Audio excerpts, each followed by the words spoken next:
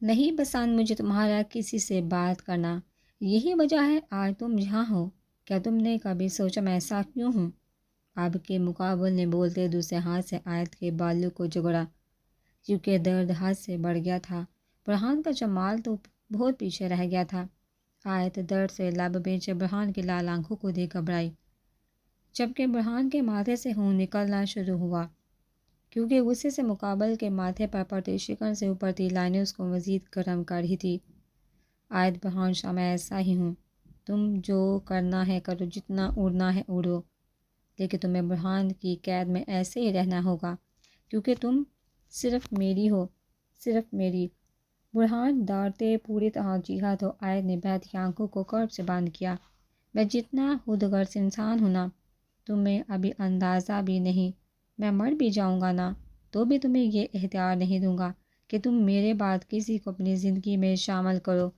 اتنا خود غرض انسان ہوں میں کہ میرے جانے کے بعد بھی چاہوں گا کہ تم میری رہو۔ سمجھ ہی ہو؟ برہان آیت کے بالوں کو ویسے ہی پکڑے کھینچتے بولا تو آیت کی بند آنکھوں سے درد کے آنسو ہی بہے۔ ہاں چاہتا ہوں، تم مجھے اہمیت دو، کیونکہ یہ خود غرضی صرف تمہارے لیے ہے۔ آخر تم اتنی سی بات کیوں سمجھ نہیں پا رہی؟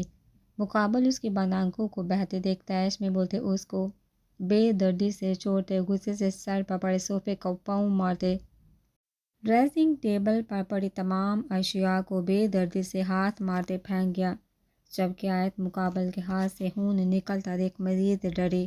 آیت جو پہلے خوف زدہ ہو چکی تھی برہان کا ایسا رویہ دیکھ شاکڈ ہوئی۔ اس کو برہان سے خوف آنا شروع ہوا، وہ اتنا جنونی بھی ہو سکتا ہے، وہ جیسے حیران ہوئی تھی۔ مقابل ویسے ہی ہر چیز کو تہس نہس کرتے لمبے لمبے ڈگ پڑتے وہاں سے گیا، تو آیت جو کانپنے لگ پڑی تھی دیوار کے ساتھ لگتے نیچے بیٹھی، جبکہ صدمہ حد سے بڑا تھا، مگر جیسے خیال اس کا چہرے پر لگے خون کا آیا، وہ مشکل سے اٹھتے اپنے آپ کو گھسیٹتے بالکونی کی طرف گئی، مگر تب تک گاڑی فارم ہاؤس سے نکل چکی تھی۔ وہ اپنی بازو میں درد محسوس کرتے وہیں بیٹھی، جبکہ آنسو خود بہت آنکھوں کی پلکوں میں سے بہتے نکلے۔ تھینک گاڈ بائٹ جو آپ آ گئے، اندازہ ہے آپ کو میں نے کتنا مس کیا اس ایک ہفتے میں۔ زر سہان کو گلے ملتے پیار سے گویا ہوا تو سہان اس کے محبت کا انداز ایک ہمیشہ کی طرح اس کے سر ہاتھ میں ڈالتے بال بکھیر گیا۔ ویلکم۔ ابے سہان زر کو کچھ بولتا کہ ہو کے ویلکم پر مقابل نے تیکھی نظر سے سامنے کھڑی زندگی کو دیکھا تھا۔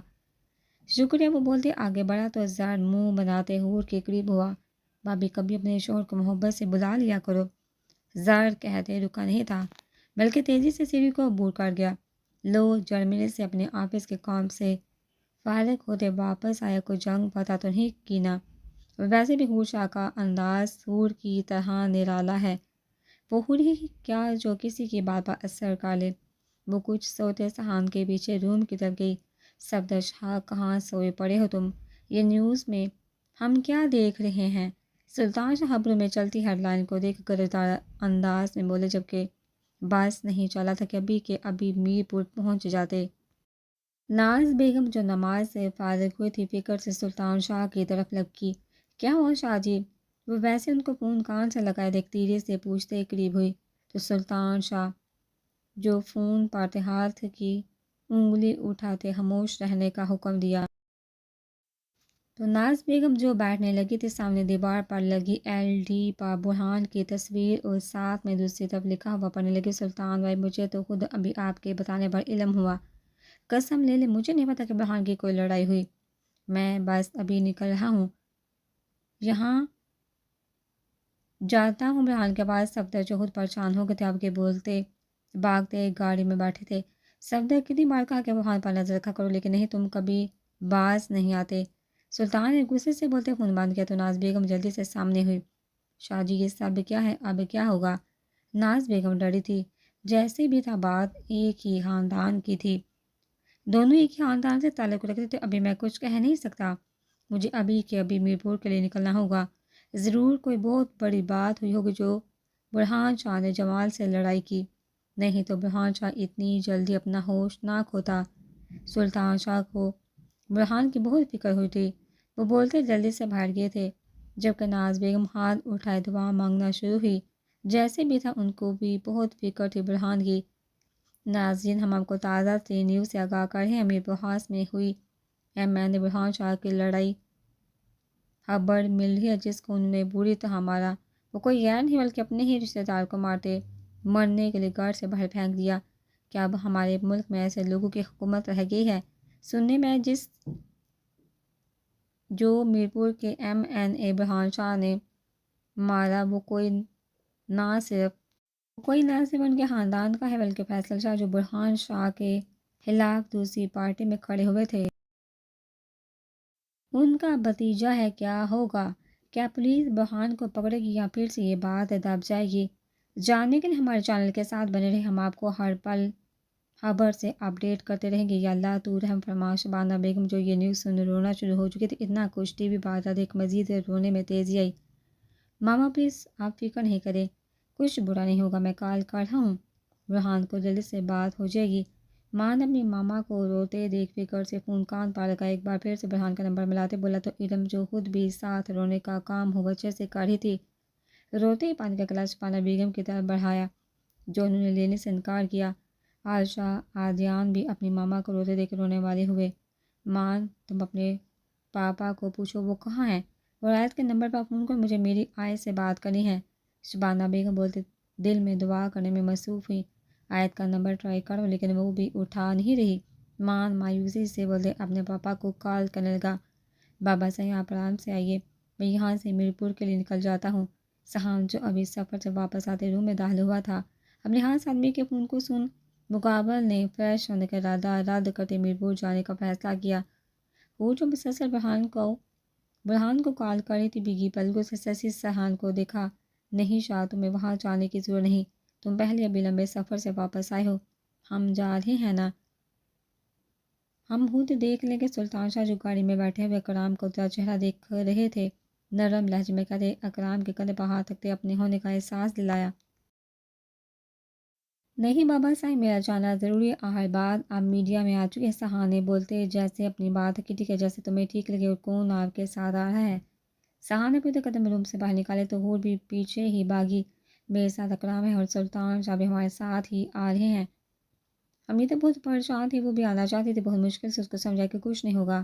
سلطان شاہ نے لمبا سا سانس کھینچتے کہا چلیے ٹھیک ہے، اب میرپور میں بات ہوگی۔ سہان نے سنتے سیڑھی کو عبور کیا اور فون بند کرتے پاکٹ میں رکھا۔ میں بھی ساتھ چلوں گی۔ ابھی سہان گیٹ تک جاتا کہ ہور ایک دم سے آگے ہوتی ہوئی بولی تو سہان جو چونکا تھا اس کے چہرے پر فکر پریشانی دیکھ آنکھیں بند کرتے پرسکون سا ہوتے قریب ہوا۔ بڑی آپ میرے ساتھ نہیں جا رہی؟ سہان نے پیار سے بولتے جیسے اس کو بتایا تو وہ جو پہلی پریشانی میں تھی، مقابل کی بات سن نم بیگی پلکیں ایک بار پھر سے بڑی کیا مطلب ہے میں نہیں جا سکتی؟ تو مجھے ایک بات آج بتا ہی دو، جب بھی کبھی میں کسی چیز کی تم سے امید رکھتی تو ہمیشہ ایسے مجھے ٹوک کیوں دیتے ہو؟ ابھی کتنے آرام سے تمہیں بتایا کہ میں بھی ساتھ چلوں گی، یہ کہنے کے بجائے کہ ضرور چلنا، الٹا ہمیشہ کی طرح آج بھی اپنی خاندانی دار سنائی ہور کی آنکھیں جو مقابل کے سامنے بہنا نہیں چاہتی تھی، پل میں گالوں کو نم کر گئی۔ سہان کا دل جیسے دھڑکا تھا، وہ اس کو ایسے روتے تو بالکل بھی نہیں دیکھ سکتا تھا۔ مقابل نے غور سے دیکھتے 2 قدم لیتے اس کو بازو سے پکڑے سامنے کیا، یوں کہو اپنی پلکیں صاف کرتی مسلسل آنسو کو نکالنے سے روک رہی تھی۔ سہان محبت سے اس کو دیکھتے دھیرے سے اس کے براؤن بالوں کی لٹ جو اس کے چہرے کو چھپا رہی تھی ہاتھ سے کان کے پیچھے کر کے یوں کہ وہ پوری طرح اس کے دل میں اتر سکے۔ وعدہ کرتا ہوں تمہارے پہلے لب کو یہاں اپنے ساتھ لے کر آؤں گا۔ سہان سنجیدگی سے بولتے لب نام لیتے اس کو خود کو دیکھنے پر اکسا گیا کیونکہ وہ ویسے ہی کالی آنکھیں اٹھاتے سہان کی آنکھوں میں دیکھو، ایسے کھوگی تو جا نہیں پاؤں گا۔ سہان ہور کی آنکھوں میں کھونا نہیں چاہتا تھا، اس لیے نظروں کو ادھر ادھر گھماتے ہلکے سے مسکراتے کہا تو ہور نے جلدی سے نظروں کا زاویہ بدلا، وہ نہیں آئیں گے تمہارے ساتھ۔ ہور نے بولتے موضوع بدلا تو سہان چونکا، ایسے کیسے نہیں آئے گا؟ میں بھی اس کو اپنے ساتھ لے کر ہی آؤں گا، نہیں تو میں بھی وہاں اس کے ساتھ بیٹھ جاؤں گا۔ سہان نے کہتے ہلکے سے مسکراتے ہور کو دیکھا جو مسلسل آنکھوں کو صاف کرنے میں لگی ہوئی تھی۔ چلو دیکھ لیتے ہیں۔ حور بھی کہاں ہار مانتی تھی۔ اتنا کہتے ہی حور نے سہان کا راستہ چھوڑا تو سہان اس کے انداز پر خوش ہوتے باہر گیا۔ اب تو بہان کو اپنے ساتھ لے کر ہی آؤں گا۔ آخر پہلی بار حور شاہ جیسی ضدی نے میری بات مانتے خود کو جانے سے روکا ہے۔ لگتا ہے محبت بڑھی ہے۔ سہان خود سے بڑبڑاتے مسکراتے گاڑی میں بیٹھ۔ کیا مسئلہ ہو گیا؟ عماد کی جان پر جیسے بنی ہوئی تھی بہان اس کا فون جو نہیں اٹھا رہا تھا، اور ایمان عماد کو ایسے اتنا پریشان دیکھ فکر مند سے کھڑی ہوئی۔ عماد پلیز آپ ایسے اتنا پریشان نہ ہوں، آپ کسی اور کو کال کریں۔ ایمان نے فکر سے جیسے عماد کو مشورہ دیا جس کو فون کو سلطان انکل خود بہت پریشان تھے، بات کی تو ہے ان سے، وہ لوگ میرپور جا رہے ہیں۔ ایمان تم اپنی پیکنگ کر لو، ہم کل ہی واپس پاکستان جا رہے ہیں۔ میں سمجھ چکا ہوں برہان کے پاس میرا رہنا ضروری ہے۔ عماد نے بنا سوچے ایک دم فیصلہ لیا تھا۔ ہاں آیت کو کال کرو تم اپنے نمبر سے۔ جیسے آیت یاد آئی عماد نے جلدی سے ایمان کو کہا۔ ایمان جو بولنے لگی تھی عماد کی آیت والی بات سن سر ہاں میں ہلاتے جلدی سے اپنے فون سے آیت کو کال ملا، جس کو آیت نے 2 سے 3 بار بجنے کے بعد اٹھائے۔ آیت ایمان نے ابھی اتنا کہا تھا کہ عماد نے جلدی سے ایمان سے فون لیتے خود کان سے لگایا۔ آیت برہان کہا ہے پلیز میری بات اس سے کروا دو۔ عماد نے تیزی سے بولتے کہا آیت تم سن رہی ہو، پلیز میری بات برہان سے کروا دو۔ عماد فون کے دوسرے بار خاموشی دیکھ ایک بار پھر اونچی آواز میں گویا ہوا وہ گھر پر نہیں۔ آیت نے ہنکارا بڑھتے دھیرے سے کہا جو عماد بھی مشکل سے سن سکا تھا۔ آیت جو ابھی بھی وہیں بیٹھی ہوئی تھی جہاں برہان اس کو چھوڑ کر گیا تھا کہ مسلسل فون کی آواز سن غصے سے اٹھتے ٹیبل تک گئی۔ ایمان کا فون دیکھ خود کو نارمل کرتے آنسو صاف کرتے فون اٹھاتے واپس اسی جگہ پر آجمان ہوئی۔ آیت کیا ہوا تھا؟ عماد اس کی نم آواز سن سمجھ چکا تھا کہ ضرور آیت اور برہان میں بھی کچھ ہوا ہوگا، مجھے کچھ نہیں بتا۔ آیت نے بھیگی آنکھیں بند کرتے کر سے کہا جبکہ دل ایک بار پھر بڑھا۔ آیت پلیز مجھے بتاؤ کس بات کی وجہ سے برہان نے جمال کو اتنا مارا۔ عماد اپنا سر پکڑ چکا تھا۔ وہ کتنا لاچار ہوا تھا کہ آج پہلی بار برہان کے بارے میں وہ دوسروں سے پوچھا تھا کہ پہلے اگر کبھی برہان کا کوئی مسئلہ ہوتا تو سب لوگ عماد کو کال کرتے کہ ضرور اس کو پتہ ہوگا۔ عماد میں کچھ نہیں جانتی، بس مجھے اتنا پتہ ہے جو آج ہوا بالکل بھی اچھا نہیں ہوا۔ میرے دل میں خود بہت سے سوال ہیں، سمجھ نہیں آ رہی کس سے پوچھوں۔ ایک سوال کا جواب دے سکتے ہو؟ آیت نے بے دردی سے اپنے گال رگڑتے پوچھا۔ عماد خاموش رہا۔ وہ بخوبی اس کی سسکیوں کی آواز سن پا رہا تھا۔ تمہارا دوست لندن میں کوئی گنڈا تھا یا یہاں پاکستان میں آ کر ایسا ہو گیا ہے؟ آیت نے دبی آواز میں پوری خاموشی سے جواب کا انتظار کیا۔ عماد آیت کے سوال پر آنکھیں بند کرتے چند منٹ کی خاموشی کے بعد بولا آیت میرا برہان ایسا نہیں جیسا تم سوچتی ہو۔ ہاں غصے کا بہت تیز ہے، جب غصہ آتا ہے تو خود پر کنٹرول نہیں کر پاتا، لیکن وہ دل کا بہت اچھا ہے، اور میں اتنا یقین سے کہہ سکتا ہوں ضرور کوئی بہت بڑی بات ہوئی ہوگی جو ایسے برہان نے جمال کو مارا۔ عماد نے نرمی سے بولتے برہان کی صفائی دی، جس کو سن آیت نے صرف نام میں ہی سر ہلایا۔ اس کو یقین نہیں آتا۔ آیت پلیز تم برہان کو کال کرو، وہ ضرور تمہارا فون اٹھائے گا۔ عماد نے جیسے ہی سوچا تو جلدی سے کہا وہ میرا فون کیوں اٹھائے گا؟ تم خود فون کر، ویسے تو بہت کہتا ہے کہ عماد جگری بھائی ہے۔ آیت نے دھیرے سے بولتے بات درمیان میں چھوڑ تو عماد سن اتنی پریشانی میں ہلکے سے مسکرایا۔ فون کرنا بھی وہ میرا فون نہیں اٹھا رہا۔ پلیز آیت میرے کہنے پر ایک بار اس کو فون کرو، یقین کرو وہ تمہارا فون ضرور پک کرے گا۔ اس کو پوچھو وہ کہاں ہے، کہیں ایسا نہ ہو مزید کچھ خراب ہو جائے۔ تمہیں پتہ ہے یہ سب باتیں نیوز میں آ چکی ہیں، سب لوگ میرپور آ رہے ہیں، اس کو گھر میں ہونا بہت ضروری ہے۔ میڈیا چھوڑنے والی نہیں بات۔ عماد نے تفصیل سے بتاتے اپنی پریشانی بتائی تو آج جو انجان تھی تیزی سے اٹھتے ریموٹ لیتے LCD کو آن کیا۔ عماد تم اپنے دوست کو سمجھاتے کیوں نہیں، وہ اتنا غصہ کیوں کھاتا ہے؟ آیت کو پل میں غصہ اور بولتے جیسے بڑکتے پوچھا تم خود غرض انسان ہو، تمہیں اس میں کوئی فرق نہیں ہے۔ برہان کو یہ الفاظ حد سے زیادہ تکلیف دے رہے تھے۔ برہان جیسی آیت کو بولتے نکلا، وہ بنا رکے تیزی سے چلتے گاڑی میں بیٹھا اور سب گارڈ کو خود کے پیچھے آنے سے باز کیا۔ بہت ڈرائیونگ کرتے فارم ہاؤس سے نکلا تو ہاتم جو ہاتھ ملازم رکھا گیا تھا تیزی سے دوسری گاڑی کی طرف آگا، جبکہ ہاشم کاشف بھی برہان کے پیچھے ہی نکلے۔ برہان جو چاہ کر بھی آیت کی باتیں بھول نہیں پا رہا تھا، بار بار ڈرائیونگ کرتے مسلسل غصے سے اپنے خون والے ہاتھ کو سامنے اسٹیئرنگ پر مارنا شروع ہوا۔ وہ تیز رفتار سے ڈرائیونگ کرتے کراچی میں آدھے ہی سیدھا کلا میں داخل ہوا۔ وہاں بنا دیکھے چلتے دل پر شراب کی بوتل کو لیتے برہان نے اندھا دھند اپنے اندر اتاری تھی، جبکہ آیت کی باتیں چلن کی طرح دل پر کام کر رہی تھی۔ نیلی آنکھیں غصے سے لال سورخ منظر پیش کر رہی تھی۔ وہ کتنی دیر وہیں بیٹھا تھا، جبکہ بوتل ہاتھ میں پکڑے وہ لڑکھڑاتے گاڑی میں بیٹھ پھر سے تیز رفتار سے گاڑی کو چلاتے سڑکوں کی دھول کو اڑاتے سنسان ایک کائی کے پاس آ ٹھہرا۔ وہ گاڑی سے نکل شراب کی بوتل ہاتھ میں پکڑے گاڑی کے اوپر بیٹھے سامنے کالے سیاہ اندھیرے میں دیکھ ایک بار پھر سے آیت کی باتوں میں چلا۔ وہ جتنا چاہتا وہ کڑوی باتیں بھول جائے، اتنا ہی برہان تڑپ رہا تھا۔ غصہ کسی بھی حال میں پیچھا چھوڑنا نہیں چاہتا تھا۔ تمہیں پتہ ہے تمہارا مسئلہ کیا ہے؟ برہان جو ابھی بھی پی رہا تھا، آیت کا چہرہ ایک بار پھر سے یاد آیا۔ تمہیں برداشت، صبر، تحمل نہیں ہے۔ تم چاہتے ہو کہ سب تمہیں اہمیت دے، بس تمہارے سامنے سر جھکائیں۔ جیسے ہی یہ یاد آیا، مقابل کی نیلی آنکھیں جیسے پانی سے چمکی تھی۔ پہلے تم نے کہا میں سہان سے دور ہوں تمہاری وجہ سے، جب سے یہاں آئی ہوں میں نے کبھی بھی سہان سے بات نہیں کی۔ یہ الفاظ جیسے برہان کو ختم کر رہے تھے۔ صرف تمہاری وجہ سے میں چاہ کر بھی یونی نہیں جا پا رہی۔ تمہاری وجہ سے زندگی میں پہلی بار میں نے اپنے دوستوں سے جھوٹ بولا۔ وہ غصے سے گاڑی سے اترتے سامنے کھائی کی طرف چلا تھا۔ برہان شاہ کو عشق کی انتہا کس موڑ تک لے آئی تھی، برہان شاہ نے ایک بار بھی سوچا نہیں تھا۔ یہ عشق تھا جو نہ جینے دے رہا تھا اور نہ مرنے۔ ایک رشتہ نبھانے کے لیے بہت کچھ قربان کرنا پڑتا ہے۔ اس سے برہان شاہ آیت کی جیسے یہ بات یاد ہے، درد سے لال آنکھیں باندھ کے تم بتاؤ تم نے ہمارے رشتے کے لیے کیا کیا؟ آیت کے یہ بولے الفاظ برہان کی سانس روکنے لگے تھے۔ جیسے تم نے موقع ہی کب دیا آیت، کیا تم نے کبھی میری محبت کو سمجھا؟ ایک بار تم برہان شاہ کو موقع دے دو، پھر ہی پتہ چلے گا نا کہ میں اپنے رشتے کو نبھانے کے لیے کس حد تک جا سکتا ہوں۔ وہ سامنے کھائی کی طرف دیکھ رہا تھا، آواز میں درد ہی درد تھا۔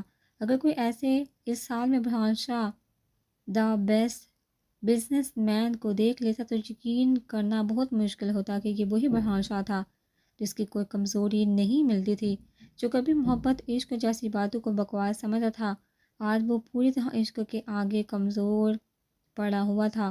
درد تو اس کے بھی کئی گنا بڑا تھا کہ جس کو عشق کا مقام وہ دے رہا تھا، وہ بھی اس کی محبت کی قدر نہیں کر رہا تھا۔ کیوں آیت؟ وہ پاگلوں کی طرح جی رہا تھا، جبکہ وہ گھٹنوں کے بل زمین پر گرتے بیٹھا۔ کیوں تمہیں میں اتنا برا لگتا ہوں؟ ایسا کیوں ہے کہ تمہیں میں ہی غلط نظر آتا ہوں؟ کتنے سوال ایک ساتھ دل میں اٹھے تھے۔ برہان کو جیسے کچھ سمجھ نہیں آ رہی تھی۔ ماتھے سے بہتا خون پوری طرح چہرے پر جم چکا تھا، جبکہ ہاتھوں ابھی بھی تھوڑا تھوڑا سا خون نکل رہا تھا۔ برہان آج پوری طرح لاچار ہوا تھا۔ وہ درد سے منہ اٹھائے اب کے آسمان کی طرف دیکھنے لگا، جبکہ جیسے برہان نے نیلی آنکھیں کالے سے آسمان کے تاروں بڑے جہاں پر ڈالی، نیلی آنکھوں میں کتنا ہی پانی جمع ہوا۔ وہ ایسے کیوں کرتے؟ برہان شاہ شکوہ کر رہا تھا۔ یہ شکایت بہت بے خبر تھا کہ آپ نے پل کے لیے بھی اس کے دل میں میرے لیے محبت نہیں ڈالی، صرف ایک پل کے لیے۔ وہ اوپر منہ اٹھائے جیسے اب خدا سے گفتگو کر رہا تھا، کیا میرے گناہ اتنے بڑے ہیں کہ کبھی بھی اس کے دل میں اپنی جگہ نہیں بنا سکتا؟ برہان نے پہلی بار ہار مانتے ہوئے جیسے خود کو کمزور بتایا تھا، وہ بھی اپنے خدا کے سامنے جو ہر کسی کے دل میں چھپے راز جانتا ہے۔ ایسے اوپر والے رب سے شکوہ نہیں کرتے، وہ جو کرتا ہے تمہارے اچھے کے لیے کرتا ہے۔ برہان ابھی ویسے ہی آسمان کی طرف منہ کیے ہوئے تھا کہ اچانک سے دائیں طرف سے آتی آواز سن برہان نے اس طرف دیکھا۔ کالے اندھیرے میں برہان کو ٹھیک سے کچھ دکھائی نہیں دیا، لیکن ہاں، اس آدمی کے ہاتھ میں چمکتی تسبیح دیکھ مقابل ویسے ہی بیٹھے منہ دوسری طرف کر گیا۔ زندگی کا نام ہی جینا، درد سہنا ہے۔ جو ان سے لڑ کر سب کچھ پار کر کے وہ سمجھو جینا سیکھ گیا۔ وہ بزرگ نما شخص بولتے دھیرے سے چھوٹے قدم لیتے برہان کی اور بڑھا۔ برہان جو خاموشی سے بوتل کو منہ سے لگائے پینے میں مصروف ہوا تھا، بزرگ کی بات سن اس کی طرف متوجہ ہوا۔ میں شکوہ کرنا نہیں چاہتا تھا، میں نے تو ایسے ہی آج زندگی میں پہلی بار اپنے رب سے بات کی۔ فرحان بزرگوں کو جواب دیتے ہاتھ میں پکڑی بوتل کو گھولنے لگا۔ اللہ بھی اپنے ان بندوں کو پسند کرتا ہے جو کبھی شکوہ نہیں کرتے، وہ اپنے رب کے امتحان میں پورا اترتے ہیں۔ بزرگ چلتے برہان کے قریب آیا تھا، جبکہ تھوڑا سا چلتے برہان سے آگے گیا۔ برہان نے غور سے اس کو دیکھا۔ پسند؟ برہان یہ الفاظ سن ہلکے سے مسکرایا۔ میں نے آج تک کوئی نیک کام نہیں کیا، دیکھو ابھی بھی گناہ کر رہا ہوں۔ برہان شراب کی بوتل اٹھائے بزرگ کی طرف کر گیا، جبکہ پھر سے بولا تو پھر میں اچھے لوگوں میں کیسے ہو سکتا ہوں؟ برہان نے بتاتے جیسے اس میں ہی سوال پوچھا تھا۔ میں بہت برا انسان ہوں، اتنا برا کہ یہاں کے انسان بھی پسند نہیں کرتے، تو وہ دو جہاں کا بادشاہ کیسے مجھے پسند کر سکتا ہے؟ برہان کی ہر بات میں صرف درد تھا۔ تم کون ہوتے ہو اپنے رب سے مقابلہ کرنے والے؟ وہ تمہارا رب ہے، وہ جس کو مرضی پسند کرے۔ کون کہتا ہے کہ اوپر والا رب صرف نمازیوں کو ہی پسند کرتا ہے؟ کسی کی ایک چھوٹی سی نیکی بھی اس کو پسند آ جاتی ہے۔ بے شک وہ بڑا مہربان ہے۔ بزرگ نے بولتے آخر کی بات اونچی آواز میں کہا۔ برہان نے حیرانگی سے اس کو دیکھا تھا۔ مجھے تو یاد بھی نہیں کہ میں نے کبھی انجانے میں کسی کے ساتھ نیکی کی ہو۔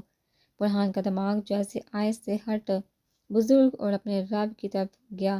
کیا یہ کوئی معجزہ ہونے والا تھا یا کچھ اور؟ لیکن برہان جو غصے کو کنٹرول نہیں کر پا رہا تھا، اب سکون سے بیٹھا بزرگ سے بولا،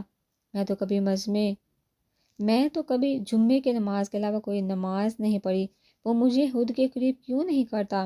برہان کا دل جیسے اپنے رب کی محبت کے لیے دھڑکا تھا۔ تم ابھی جس مقام پر ہو وہ اللہ پاک کے منصوبے کا ایک حصہ ہے، اور اس سے گزر کر تمہارے لیے وہ سب ہے جو تم مانگتے ہو۔ بزرگ نے بولتے برہان کو جیسے سمجھایا۔ برہان شراب کے پینے کے بعد بھی نارمل لگ رہا تھا۔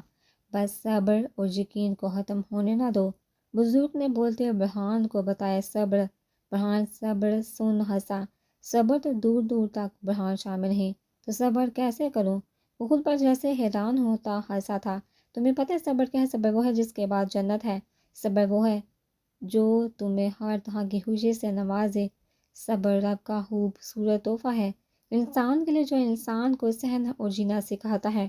اور جو لوگ صبر کا دامن کبھی نہیں چھوڑتے، ایسے لوگوں کو پھر اللہ پاک بھی وہاں سے عطا کرتا ہے جہاں ان کی پہلی حس بھی پہنچ نہیں پاتی۔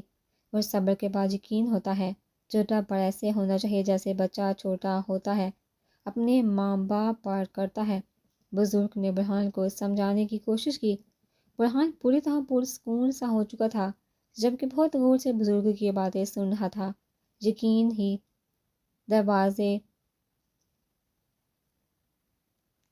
یقین سے ہی دروازے کھلتے ہیں، اور جو لوگ تھک کر رک جاتے ہیں اور مایوس ہو کر بیٹھ جاتے ہیں، اللہ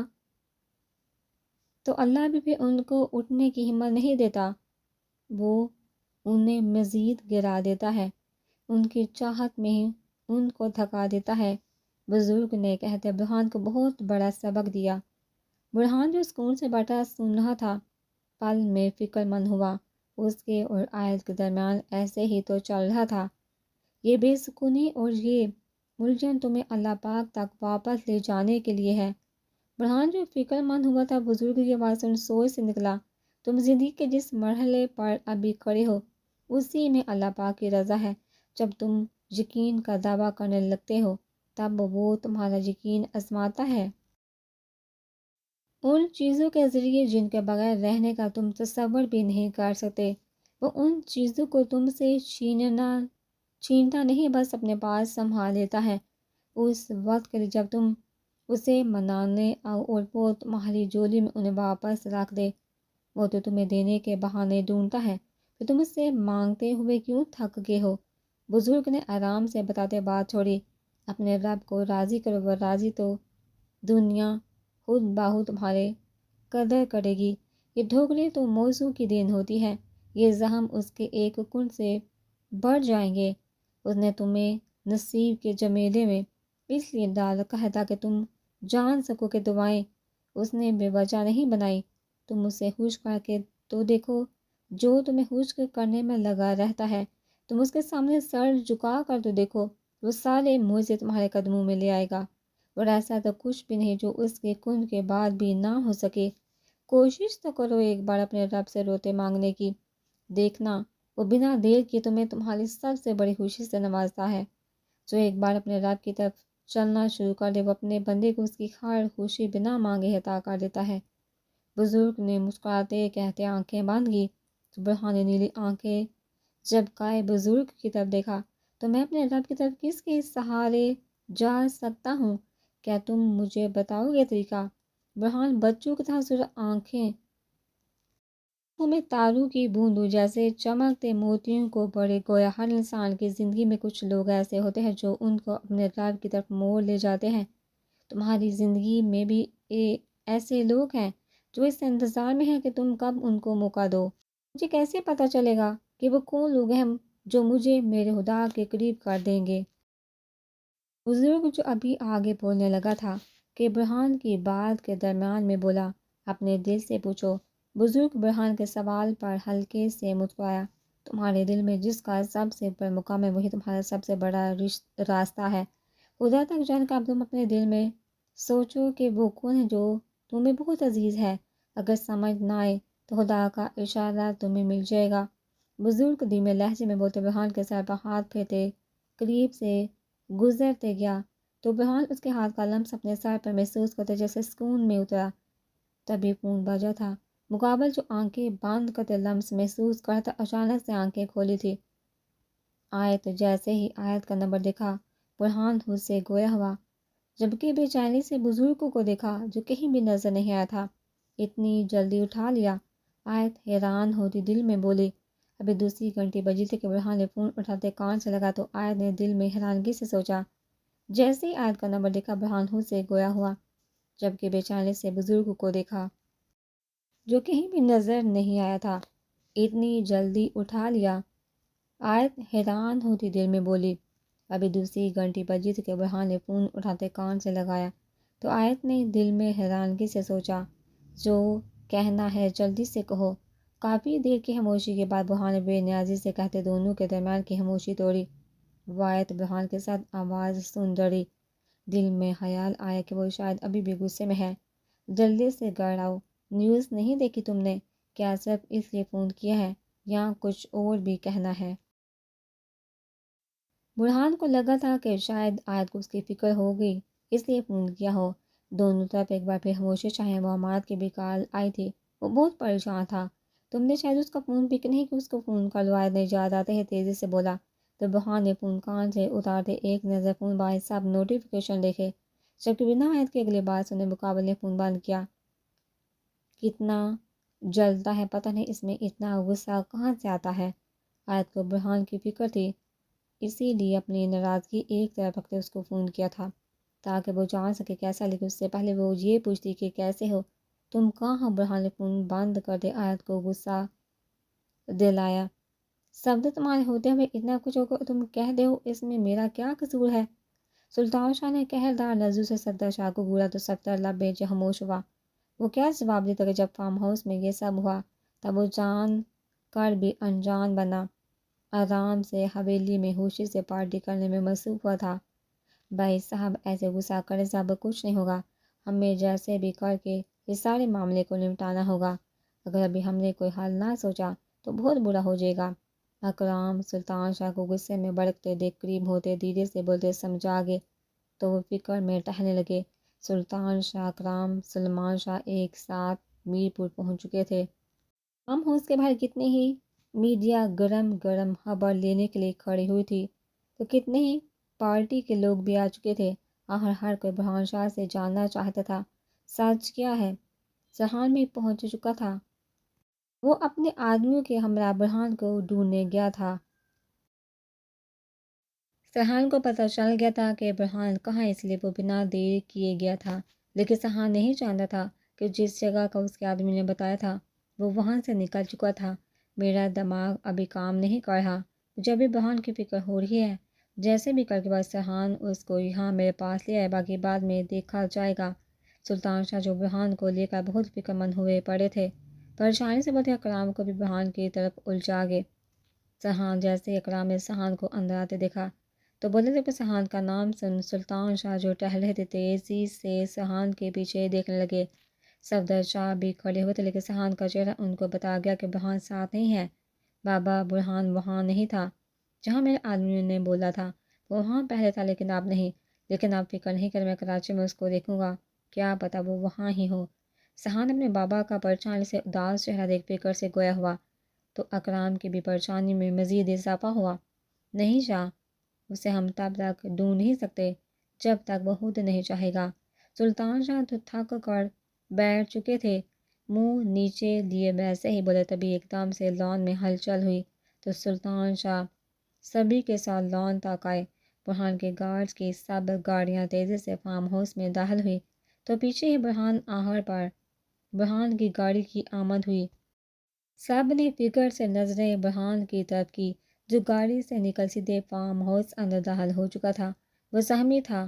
سب نے غور سے اس کی حالت کو دیکھا تو پارٹی کے جتنے ممبر آئے ہوئے تھے آپس میں مردانہ بیٹھک میں گئے اور سلطان شاہ باقی گھر والے مردوں کے ساتھ فارم ہاؤس میں برہان کے پیچھے ہوئے۔